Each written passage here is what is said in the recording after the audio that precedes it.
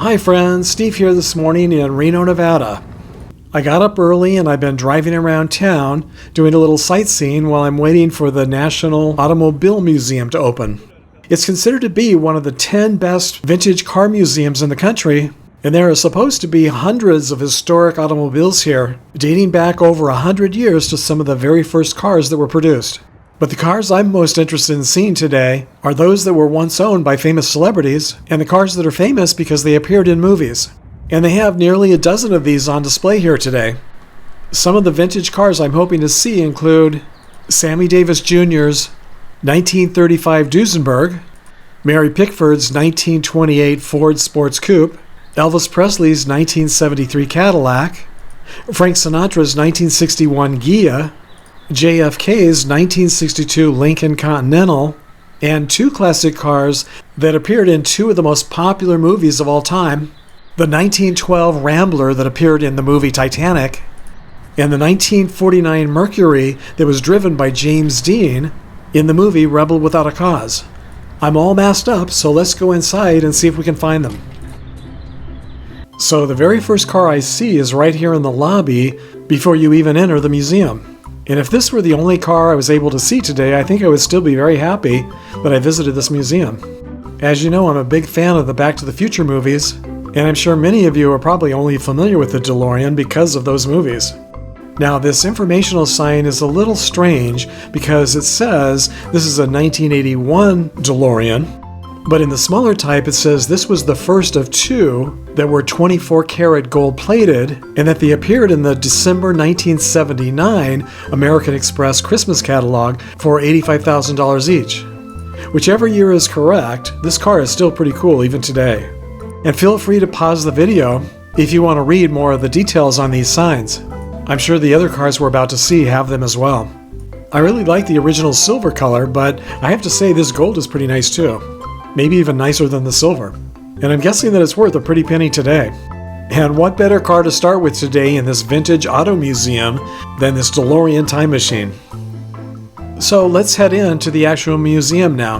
The museum where the cars are the stars. And sometimes these cars were even owned by the stars. From the outside, I could tell that this building was enormous, and I can already tell that it's laid out a little bit like a maze. So I'm glad to see this map here on the wall.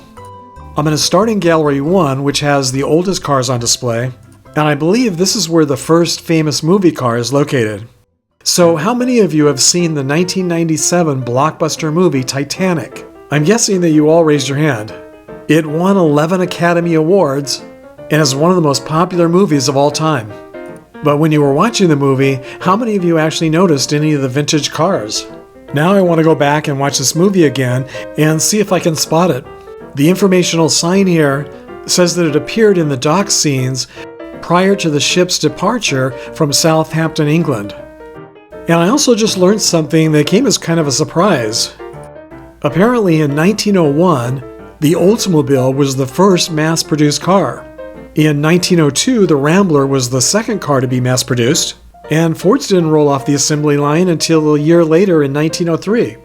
I always thought that the Ford Model T was the first mass-produced car here in America. And again, if you're watching this video on a larger device, like a computer or a TV screen, feel free to pause this video if you're interested in reading more of the details and history about these cars.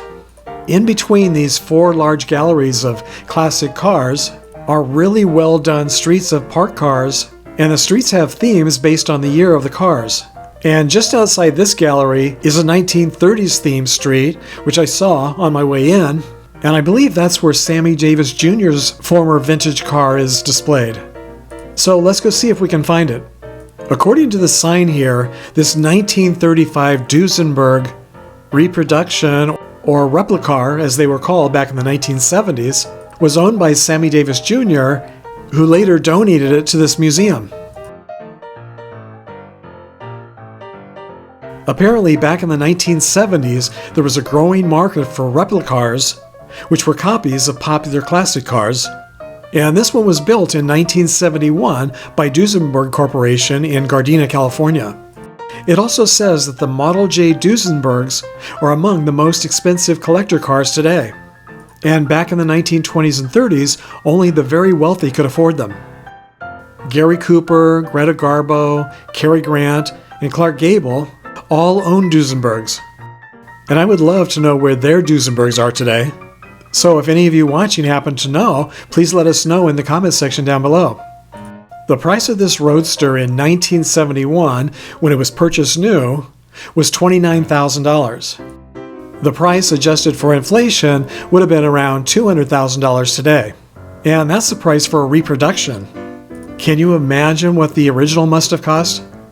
In this next gallery room is the 1928 Ford Sports Coupe, once owned by actress Mary Pickford. The original price was $550, and it was given to her as a surprise Christmas present by her equally famous actor husband, Douglas Fairbanks. And the car was even delivered in person to the famous couple by Henry Ford's son, Edsel Ford. It was promoted in the press as the first Model A Ford delivered, and Mary Pickford was customer number one. Pickford was one of the most popular actresses of the silent era, and the first actress to receive an Academy Award for a talking picture in 1930. The name of the film was Coquette, and the Ford Motor Company went on to sell nearly 5 million Mary Pickford Fords. Oh wow, look at this. Who remembers the Rat Fink cartoon character? I had completely forgotten about this. Ed Big Daddy Roth was an artist, cartoonist, an illustrator, and a custom car designer. He was a key figure in the Southern California hot rod custom culture movement of the 1950s and 60s and created hot rod icon Rat Fink. One of his custom cars, called the Surfdy, was featured in the Beach Blanket Bingo movie, and his Beatnick Bandit 1, which he created in 1961, was later manufactured by Mattel as a Hot Wheel model car in 1968. I wish I still had mine. Do any of you still have yours? Wow, talk about a real trip down memory lane.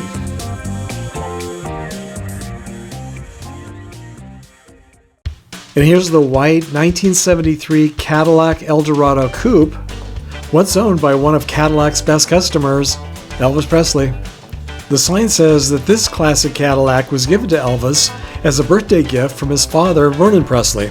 Elvis drove it for several months until he gave it to his karate instructor, Kang Rhee of Memphis, Tennessee.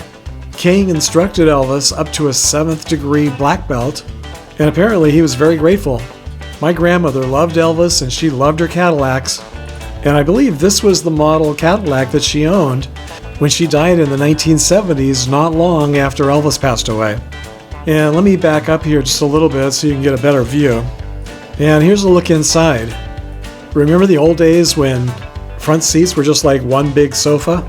Some of my best childhood memories involved riding in the passenger seat of my grandmother's mini Cadillacs over the years.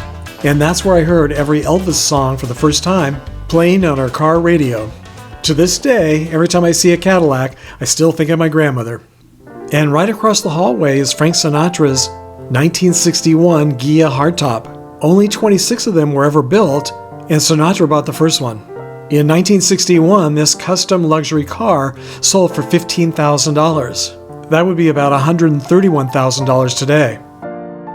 And just to the right of Sinatra's Ghia is one of the last cars that President John F. Kennedy rode in. At least I assume he wasn't still driving himself around once he became president. Because of the light, it's very difficult to read this letter that authenticates that this was JFK's car. There are also these two pictures, one of him standing next to the car and another where he's riding in the car. The sign says that this is a 1962 Lincoln Continental, which makes me wonder why he was riding in an older 1961 Lincoln Continental in Dallas, Texas on November 22nd, 1963 in Dealey Plaza. Both cars were convertibles, but the other one was referred to as a limousine, so maybe it was a little bit larger. It was also black, so maybe that was just considered more official. And maybe this white Lincoln Continental was used for personal and pleasure trips.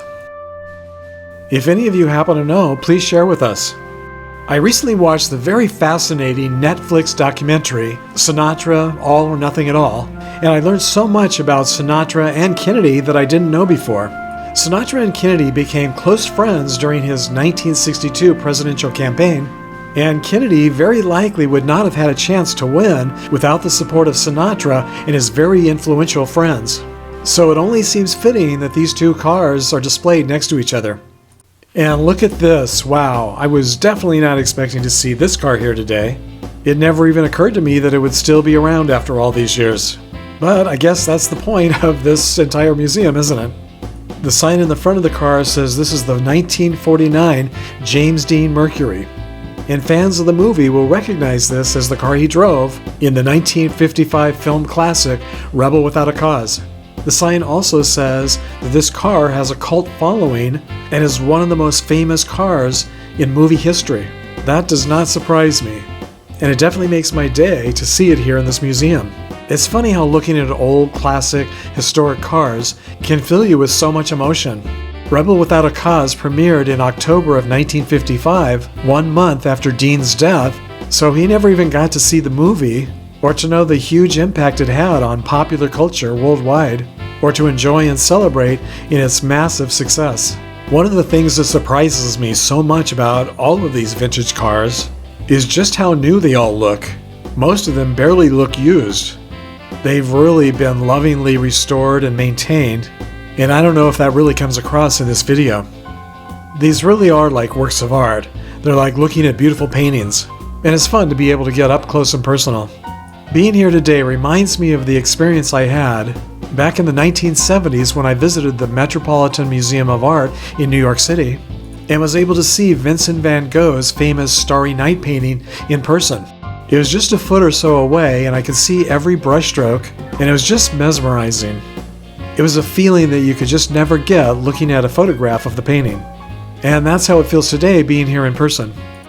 The way these cars unlock so many old memories, they're just as much time machines as they are classic cars.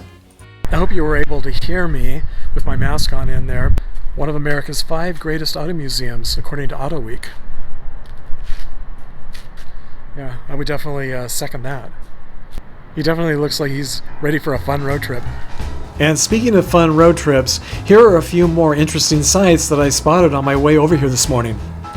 And this week I want to give a shout out and a very big thank you to my newest Patreon supporter, Corey Grief. I also want to thank Shantae Wilder and Chizzy Lovell for increasing their donations. Thank you so much, Corey, Shantae, and Chizzy, for your incredible generosity in supporting this channel and helping to make future trips like this possible. I sure hope you're all classic car lovers. And let me know what you think about me visiting places like this in the future. I'll definitely continue to visit grave sites. I know that's what most of you prefer, but hopefully you'll enjoy videos like today's as well. So thanks for joining me on this road trip to the past. And until next time, thanks for sharing the memories, everybody.